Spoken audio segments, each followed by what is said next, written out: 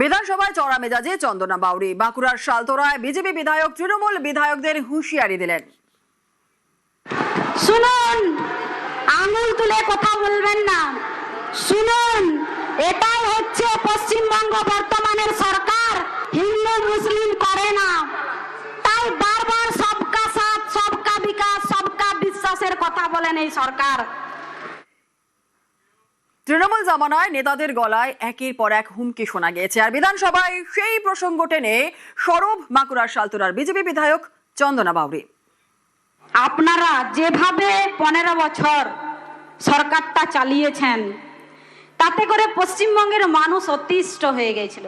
আপনাদের সরকার যখন চোরাম চোরাম গুড় বাতাসা কেটে ভাগীরথীতে ভাসিয়ে দেব, সেই তখন তো আপনারা কোথায় ছিলেন? কোথায় ছিলেন আপনারা? তখন তো কেউ বলেননি এই বিধানসভাতে যে না, বলবেন না। আমাদের সরকার গণতন্ত্র প্রিয় সরকার, তাই এখনো পর্যন্ত আপনারা সুরক্ষিত আছেন।